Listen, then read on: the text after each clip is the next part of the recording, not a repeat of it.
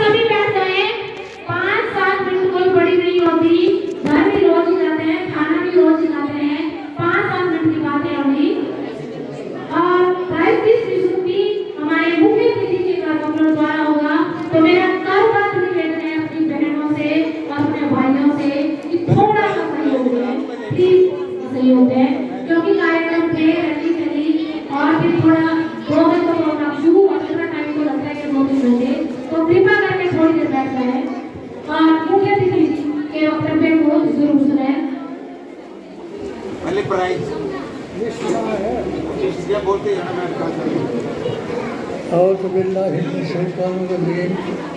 बिस्मिल्लाहिर्रहमानिर्रहीम। आईना जाते हक ने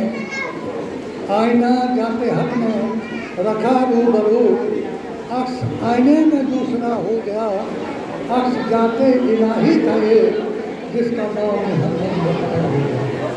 मैं अपने आकाए को जहाँ सल्लल्लाहु अलैहि वसल्लम के तरीके से इस स्टेज को संबोधित करता हूँ।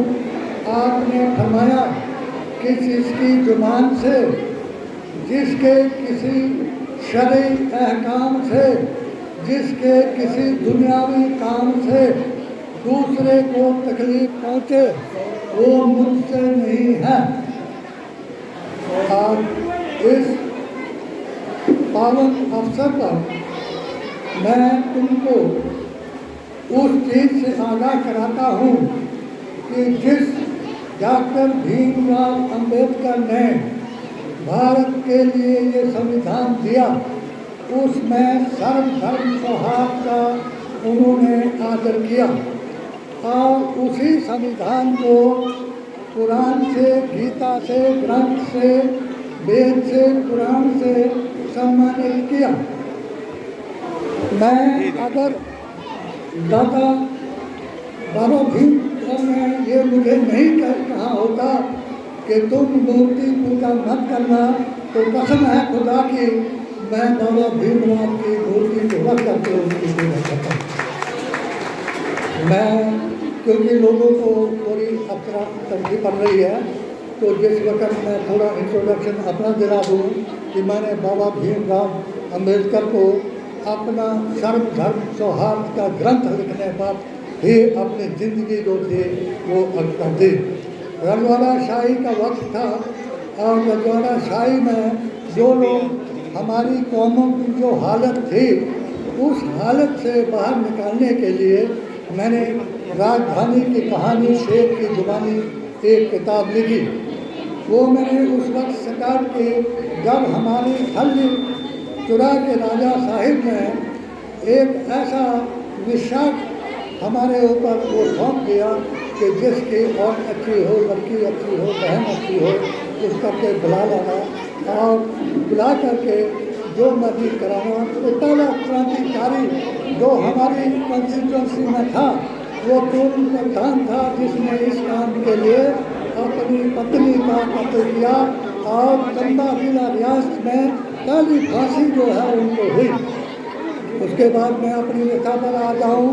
मेरे मामा एक हाड़ी थे। हाड़ी लफ्ज़ से बहुत बुरा सुनते हैं लोग, मगर मैं राम लीला और रामायण पढ़ने वालों से एक सवाल करूँगा कि हाड़ी कौन थे? जिस वक़्त लंका का अंत करने के लिए अल्लाह तबारक तआला कहता है वो सर्वश्रेष्ठ जिसको हम पूजा करते हैं वही एक देवो भव, वो कहता है कि मैं किसी का नाश करने के लिए सबील पैदा करता हूँ। तो ऐसी सबील की गई कि राजा जनक की बादशाही में कोई भी पानी बरसने नहीं लगा और त्राही होने लगा। जिस वक्त उन्होंने अपने पवित्रों को बुलाया, ज्योतिषियों को बुलाया कि मेरी प्रजा जो है वो त्रस्त हो चुकी है, आप तरीका बताओ। तो एक ने तरीका बताया कि राजा साहब अगर आप हल चलाते हो तो तभी तुम्हारा काम जो है बन सकता है। वो हल चलाने के लिए उन्होंने जो उनके पंडित थे उन्होंने कहा कि ये तो हाड़ी का काम है, हल चलाना तो हाड़ी का काम है। तो जिस वक्त राजा ने वो हल चलाई तो वहाँ से एक मटका निकला जिससे सीता माता की उत्पत्ति हुई। एक राजा का हमारे सारा था जिसने एक हरिजन ने उसके पैर छुए।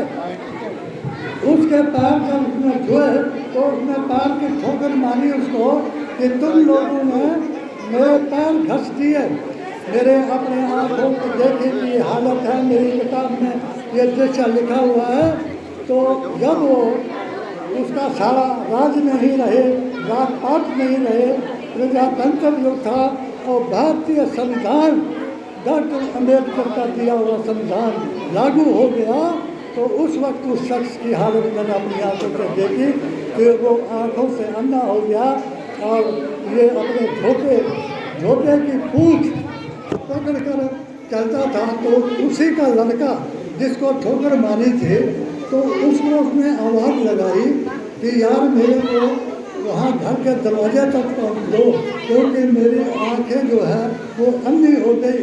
उसने बताया कि देख आंखें तो तेरी उस वक्त अंधी थी जिस वक्त तूने मेरे बाप को ठोकर मार करके यहाँ से बाहर निकाला था। अगर तेरी आंखें उस वक्त काम करती तो मामा साहब मैं तुझे उठा करके तेरे घर में पहुँचाता। मैं 5वीं क्लास में पढ़ रहा था। एक जो पाकिस्तान से हिंदू इधर आए उनमें से एक आरोह लगा और मैं मजदूरी करता था। तो उसने हमारी ड्यूटी लगाई कि चंबा से उसकी औरत जो थी वो भेजती थी रोटियां उसको बना करके। तो अब उनको बोझा ढोने के लिए मजदूर गए वहाँ, तो कुदरत के सर से जो रोटियों के टिफिन था वो मेरे हाथ में दे दिया। जब मैं वहाँ हम भेज हुए सारे मजदूर तो उसने टिफिन की फेंक दी कि इस मुसलमान के हाथ से इसने टिफिन छू लिया तो ये क्या है। हमने अपनी हालत देखी कि पानी तक हमारी औरतें नहीं जा सकती थी और जहाँ जिस पनिहारे की मैं बात कर रहा हूँ वहाँ से अगर किसी हरिजन के टोपी लगी हुई है तो उस टोपी को उसको छेद करना पड़ता था और उतार करके जहाँ मेरा अपना घर है आज वहाँ तक भागना पड़ता था ताकि उसको कोई राजपूत या उस कोटि का आदमी देख न ले। किसने हमारी मूंछें ऊंची करने का अधिकार किसने दिया? बाबा अम्बेडकर ने। हमें चलने का अधिकार किसने दिया? बाबा अम्बेडकर ने। हिंदू मुस्लिम का सौहार्द किसने के पैदा किया? बाबा अम्बेडकर ने। 1931 में जिस वक्त संविधान बनाने की बात आई तो बाबा अम्बेडकर ने महात्मा गांधी, जवाहरलाल नेहरू, सरदार पटेल को बता दिया कि मेरी ये 11 बातें हैं, ये 11 शर्तें मेरी जो है अगर आप संविधान में दर्ज करते हैं तो मैं लिखूंगा, क्योंकि वो सबसे बड़े आदमी होंगे। अंगूठा कटाने का अधिकार अब नहीं है। मेरे अपने संघर्ष में मैंने जो संघर्ष किया, मेरा संघर्ष 1968 से चुनाव सुधार कमेटी के रूप में आरंभ हुआ और मेरा संघर्ष जो है वो 1913 में चुनाव मुक्ति मोर्चा का अध्यक्ष होने के रूप में पूरा हुआ। मेरा संघर्ष उस वक्त पूरा हुआ। आज हिमाचल मुस्लिम वेलफेयर सोसाइटी का मैं सीनियर वाइस चेयरमैन बना और लीगल एडवाइजर अभी तक भी हूँ। इसके बाद मेरा संघर्ष उस वक्त हुआ कि जब मैंने शारदा शरीफ में जा कर के अपने पीरों के उसमें वो किया तो मैं उस वक्त चुनाव मोदी मिशन का महामंत्री हिमाचल प्रदेश था। लोगों ने मेरे को बड़े इल्ज़ाम लगाए, मुझे वो यहाँ पॉलिटिकली बयान करने की जरूरत नहीं है, मगर जब मुझे धर्म परिवर्तन करने के लिए कहा गया कि तुम्हारे बुजुर्ग जो थे ब्राह्मण थे, आप वापस आ जाओ और ऑल इंडिया का अध्यक्ष बन जाओ, हेलीकॉप्टर आपको मिलेगा, सब कुछ मिलेगा। मगर मैंने कहा हम आगे बढ़ने वाली कौन है? डॉक्टर अम्बेडकर के संविधान के ऊपर चलने वाली संविधान है। जो आदमी डॉक्टर अम्बेडकर के संविधान, कुरान और अपने ईमान को बेच देगा वो आदमी कभी कामयाब नहीं होगा। मैं आपसे अपील करूँगा कि बाबा अम्बेडकर का संविधान किसके लिए था? अव्वल नूर पाया कुदरत दे सब बंदे एक नूर दे सब जग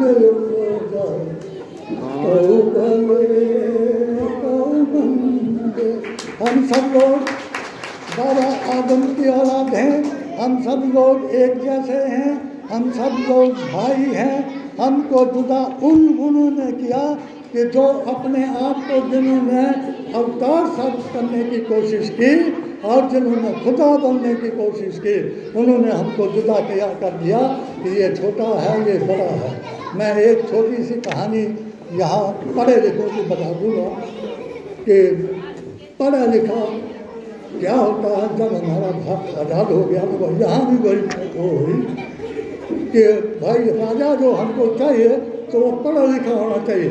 कोई आदमी इसको अपनी उस पर ना ले कि राजा पढ़ा लिखा होना चाहिए। एक ने वो तलाक था सबसे ज़्यादा वो तलाक था, सबसे ज़्यादा चतुर था और वो भी था रखता था कि मेरे से बड़ा राजा कोई नहीं हो सकता। तो उसने कहा भाई मैं लिखना तो जानता हूँ मगर पढ़ना नहीं जानता। लोग हैरान हो गए, जो लिख सकता है वो पढ़ क्यों नहीं सकता। तो इंटरव्यू के लिए उसके पास कुछ लोगों ने कॉपी दे दी और उसमें झरोटे कहते हैं हम उसको, उसने मारे एक बड़का भर दिया। अब जिसने वो सिलेक्शन करनी थी कि भाई इसको राजा बनाना है, तो उसने देखा कि यार कहाँ मैंने पहले वादा किया था कि मैं लिखना जानता हूँ और मैंने लिख दिया, तुम पढ़ना जानते हो तुम पढ़ लो। तो एक फिर ये जाली सर्टिफिकेट वाली बात आ गई। तो एक बार वो तो पढ़ा था नहीं, तो उसने अपने बोर्ड लगा दिया, लिखवा दिया BA। लोगों ने पूछा सर आप तो कहते थे कि मैं पढ़ना नहीं जानता, तो ये BA कहाँ से हो गया? कहा मैंने मेरी पत्नी जो थी मेरी इज्जत नहीं करती थी, उसको मैंने तलाक दे दिया और मैं बैचलर अगेन हो गया। BA का मतलब बैचलर अगेन हो गया। दूसरी बार उसका उधर से फिर गुजर हुआ तो वहाँ लिखा था MA। कहा कि अब आप MA हो गए, बोले इसीलिए तो मैंने उसको तलाक दिया, अब मैं मैरिज अगेन हो गया, अब दूसरी पत्नी लाया। वो लोग बड़े हैरान हुए। तो कुछ दिनों के बाद जब वो राजा भी बन गया तो वहाँ लिख दिया MBBS। उन्होंने कहा सर अब ये क्या है, अब MBBS कहाँ से आ गया? कहा अब हम मियाँ बीबी बच्चों समेत। तो परिवार की बात आ गई। आज किसी पार्टी की बात नहीं है, मैं किसी पार्टी के बारे में नहीं कहना चाहता, मैं किसी के नुकता चीनी अंगूली लगा के क्योंकि एक अंगूली दूसरे की तरफ करोगे तो चार तुम्हारी तरफ हो जाएंगी। इसलिए आज परिवार की बात है तो बोलो जिस तरीके से भारत माता की जय, भारत माता की जय, भारत माता की जय। आज मुसलमानों को हिंदू मुसलमान करके ये नारा हमारा था, सुभाष चंद्र जी का दिया हुआ ये नारा था। जिस वक्त सुभाष चंद्र जी ने ऐलान किया कि ए लोगों तुम मुझे खून दो मैं तुम्हें आज़ादी दूंगा, ये सब नहीं पड़ा होगा। तो जब सब लोग कुछ ना कुछ कईयों ने औरतों ने गहने दे दिए, कईयों ने कुछ दे दिया। एक बुढ़िया मुसलमान औरत बैठी हुई थी, उसके पास देने के लिए कुछ नहीं था। तो एक बच्चा था उसका 18 साल का, 18 साल के बच्चे को सुभाष जी ने कहा इस बच्चे को मेरे पास दे दो, इसे मुझे दे दो। वो आज़ाद हिंद फौज में भर्ती हुआ। 26,000 जो आज़ाद हिंद फौज के सिपाही थे उनकी शहादत हुई। जिस दिन शहादत का दिवस मनाया सुभाष चंद्र बोस जी खुद आए वहाँ, खुद आकर के उन लोगों को बताया, उस बुढ़िया को बुलाया, उसका हाथ ऊपर किया और कहा देखो लोगों मैं तुमको भारत माता दिखाना चाहता हूँ, बोलो भारत माता की जय, बोलो भारत माता की जय। जय भीम, जय भीम, जय भीम, जय भीम, जय भीम। जय भीम। अब मैं थोड़ी जैसी एक कहानी और सुना दूंगा जो मेरी किताब में लिखी है। उल्लू की कहानी है कि उल्लू जो है वो उल्टे लटकते हैं, तो उल्टे लटकते थे। एक हंस और हंसनी जो थी, तो वो वहाँ हनीमून मनाने के लिए उस बस्ती में चले गए जहाँ उल्लू रहते थे, या उस मुल्क में कहूँ चले गए जहाँ उल्लू रहते थे। तो वो देखा और 4-6 उल्लू आया और उसकी हंसनी को उठा करके ले गए। गौर से सुनो, ये तुम्हारे संविधान की बात है और मेरे ईमान की बात है कि तुम आज कहाँ पहुँच गए हो कि कुछ लोगों के कहने पर उल्लू बन करके तुम अपने संविधान को तार करवा रहे हो। तो वो 4-5 उल्लू अपने सरपंच के पास गए कि जी हमने वो उसकी औरत जो है छीन ली है हंस की, और हंस बेचारा अकेला रोता रहा वहाँ। और उल्लू अब वहाँ रात को हंसनी जो थी वो सो गई, उल्टा जो था उल्लू उल्टा लेटा हुआ था। उसने सोचा यार मैंने गलती कर ली, देखो इसके साथ मेरा कोई संबंध नहीं बन सकता, तो इससे बेहतर है मैं इसको बात मत करता हूँ। उसने अपने सरपंच को कहा कि सरपंच जी ऐसा करो कि ये वापस दिला दो आप इस बेचारे को। वो बुलाया गया हंस। अब इस बात को नोट करो, इस बात को सुनो। बुलाया गया हंस कि भाई तुम्हारी पत्नी है ये, कहा मेरी पत्नी है, कहा इसने छीना था, उल्लू ने छीन लिया। बोला लो मैं तुम्हारा फैसला करता हूँ कि तुम इसको वापस ले जाओ। कहा जनाब ये तो फैसला किया था उल्लू के सरपंच ने। कहा उनका सरपंच मैं हूँ, मगर मैं उल्लू नहीं हूँ। उल्लू वो है जो ऐसे सरपंचों को चुनते हैं और अपने संविधान की बेइज्जती कराते हैं। इसके बाद अब मैं आखिर में, तुम्हारा काम काफ़ी हो गया, एक चिड़िया की कहानी सुनाऊं, जिस कहानी को सुनाने के लिए मैं सबसे पहले भाटिया जी को नमन करता हूँ, प्रणाम करता हूँ, जिसने अपनी दादी के पोते को, ये भी गौर से सुनना, जिसने अपनी दादी के पोते को इस स्टेज तक पहुंचाया। मैं तो इस स्टेज के लिए, इस संविधान के लिए 40 साल से जूझ रहा हूँ। मैं उनका धन्यवाद करूँगा। उसके बाद मैं धन्यवाद करूँगा ये जो जितने भी संगठन हैं, मेरे साथ खुद 16 संगठन जुड़े हुए हैं। 16 संगठनों के मैं नेतृत्व अभी भी करता हूँ। तो सारे संगठन जो हैं वो भारतीय संविधान को समर्पित हैं। उसके बाद मैं अपने पीर तरीक़त आदिल हुसैन को, जब मुझे ये रजौरी शरीफ में मेरे ऊपर सेंसस लगाए गए कि ये जहाँ भी मिलता है इसको कत्ल कर दिया जाए, क्योंकि हर कौम में गद्दार पैदा होते हैं। सबसे कौम का गद्दार वो है कि जो अपने आप को हरि का जन बोल करके, हरि का जन होता है भगवान का आदमी, बोल करके बाबा भीमराव अंबेडकर के संविधान की इज्जत नहीं करता। सबसे बड़ा गद्दार वो है। हमारे में सबसे बड़ा गद्दार वो है जो आले रसूल, जो हमारे पीर जिन वली हिंद, जिनके जरिए में हिंदुस्तान में दीन इस्लाम आया, उनकी तौहीन करता है, वो मुसलमान भी गद्दार है। तो इन गद्दारों के में जाने से पहले तो एक चिड़िया थी, ऐसी आग आजकल तो भारतीय संविधान को जलाने के लिए, भारतीय संविधान को बदलने के लिए, भारतीय संविधान को मिटाने के लिए आज ऐसा भी प्रयत्न चल रहा है। तो ऐसी आग जो पूरे देश में लग गई है, तो इसी तरीके से एक ज़माने में पूरे जंगल में आग लग गई। एक चिड़िया जो थी, वो चिड़िया अपनी चोंच में पानी ला करके भरे और वहाँ फेंकती रही। लोग बड़े बड़े हाथी दौड़ रहे हैं, बहुत से वो दौड़ रहे हैं। उन्होंने कहा ऐ चिड़िया तुम मूर्ख है, इतने लोग अगर इसको आग को नहीं बुझा सके तो तू इस आग को कैसे बुझाएगी। इसने सुन लो उसने क्या जवाब दिया कि गद्दारों सुन लो, आग लगाने वालों सुन लो, जिस वक्त ये आग बुझ जाएगी मेरा नाम आग बुझाने वालों में होगा और तेरा नाम आग लगाने वालों में होगा।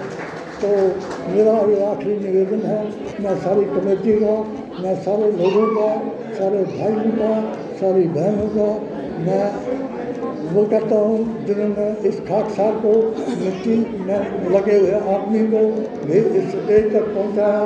मैं इसके काबिल नहीं अपने आप को समझता, मगर मैं एक काबिल आपसे वादा जरूर करता हूँ जिसको मुख्य अतिथि बनाया जाता है। आज के ज़माने में मुख्य अतिथि बनने के लिए लाखों रुपया लेते हैं लोग कि भाई मुझे मंत्री बनाओ या मुख्य अतिथि बनाओ। मैं तुमसे एक वादा करता हूँ, सुन लो, मैं तुमसे एक वादा करता हूँ कि अगर तुम संविधान को बचाने के लिए अपने परिवार का नेतृत्व करेंगे, अपने अपने परिवारों को ये बताएंगे, तो कसम है खुदा की मैं तुमको देने की बजाय अपना खून दे सकता हूँ। तो बाबा अम्बेडकर के संविधान के लिए मैं अपना खून दे सकता हूँ। मैदान करबला के शहीदों के लिए मैं वहाँ से उठा हुआ हूँ जहाँ जिस अकीदे के मुझे 69वीं ये हमारे पीर जो हैं 69th हैं ये जो हमारा अकीदा करबला से उठा। ना कि ना अहल की इक्तदा, ना कि ना अहल की इक्तदा, सिर सजदे में कटा दिया, इसको कहते हैं अकीदा शेख जो इमाम हुसैन ने बता दिया। हम अपनी गर्दन कटाएंगे तुम्हारे परिवार के लिए। तुम्हारा परिवार मेरा और परिवार एक है। मैंने अभी जो मेरा किसी सरकार से कोई अगर द्वेष चल रहा है तो मैंने सवाल पूछा है कि अगर आपका 140 करोड़ परिवार है तो हम अम्बेडकर जी के परिवार वाले आपके रजिस्ट्रियों में उनके लिए कहाँ जगह है? ये जगह के लिए मैंने पूछा है। सब लोग अपना ईमान को कायम करते हुए, मैं किसी के खिलाफ कोई बात कही हो या मेरी ज़बान से जो बात निकली हो, मीडिया के 4 किस्म के लोगों को, मौलवी मीडिया को भी, ज्योति मीडिया को भी, रोगी मीडिया को भी और भोगी मीडिया को भी सलाम करता हूँ कि मुंडी कटा करके मेरे दिए हुए किसी वचन को राजनीतिक नहीं समझना। ये हमारा परिवार का वचन है। और मैं पूरे CID से भी ये निवेदन करूँगा कि जो मेरे खिलाफ अभी अभियान फिर चला हुआ है उस अभियान में वो सत्य को लिखने की कोशिश करें। इसके अलावा मैं सभी पार्टियों से, हमारा पार्टी से कोई मतलब नहीं है। हमारा एक ही मतलब है कि हम अपने संविधान को बचाएंगे।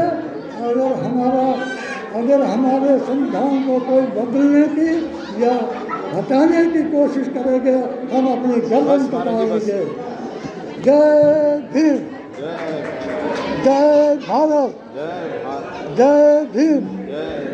इसके साथ मैं अपने इस वाणी को वो देता हूँ। किसी को मेरी अगर कोई बुरा लगा हो वो मुझे माफ़ कर दें। मैं इस माफ़ी के साथ सब लोगों को धन्यवाद देता हूँ जो यहाँ उपस्थित है और सब की कामना पूरी हो और सब लोग अपने अपने परिवार को संभालें। जय हिंद, जय भारत। धन्यवाद आदरणीय डॉक्टर साहब, हमारे चीफ गेस्ट। अब मैं निवेदन करूंगा डॉक्टर साहब से इनके